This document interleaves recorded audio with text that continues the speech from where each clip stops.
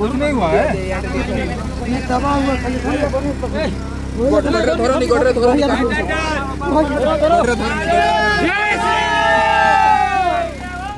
नमस्कार जय जगन्नाथ। आपण माने वर्तमान जो दृश्य देखुंत ये हूँ बांगिरीपोशी स्थित द्वारश्रेणी घाटीर दृश्य जार मध्य दे जाइए NH49। आज यही NH49 रे एक ट्रक भारसाम्य हरई पलटि पड़ा आउ एथिरे थिले ड्राइवर और हेल्पर दुई जण। दुर्घटनाटी एते भयंकर थिला जा आपण माने वीडियो रे देखि अनुमान करि पारुथिबे।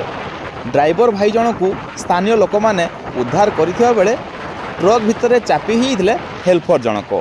बहुत चेष्टा परे मध्य स्थानीय लोक माने तांको उद्धार करि पारि नथिले। तांको उपरे लुहा रड कार्डबोर्ड आदि विभिन्न प्रकार सामग्री रही सी सेठारु बाहरी पारि नथिले आउ जहाकू काटिया बहुत कष्टदायक थिला स्थानीय लोकंक पक्षरे।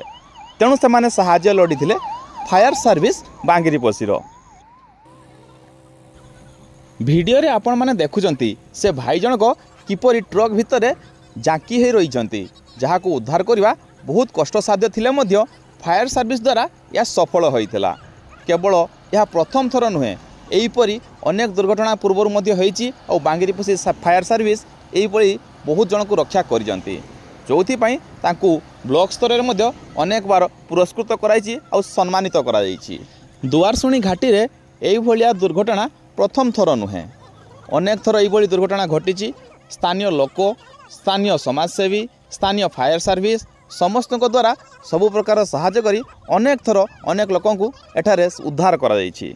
अनेक लोक प्राण मध्य हराइछंती किंतु से जहाँ भी हो बहुत कल्पना जल्पना पर वर्तमान यार रास्तार प्रशस्तीकरण और नूतन रास्ता निर्माण कार्य जारी रही। तेबे एही नूतन रास्ता निर्माण हेले अनेक संख्यार दुर्घटना कमिजिवो बोली समस्ते मतपोषण करिसेंती।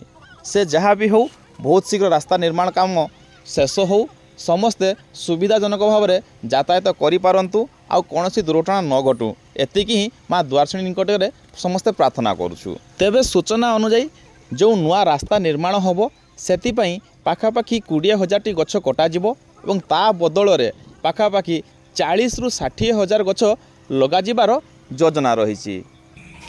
तेबे एही दुर्घटनार किछि समय पर्यंत छोट गाड़ी और बस चलाचल मध्य बंद रही। अवश्य बहुत शीघ्र आउ थे गाड़ी चलाचल स्वाभाविक होता। फायर सर्विस और आम्बुलांस सेवा जोगे सही हेल्पर भाई को उद्धार करी बांगिरीपोशी गोष्ठी स्वास्थ्य केन्द्र को नियाइथिला आउ सेठारे तांकू चिकित्सा प्रदान करा जाइथिला।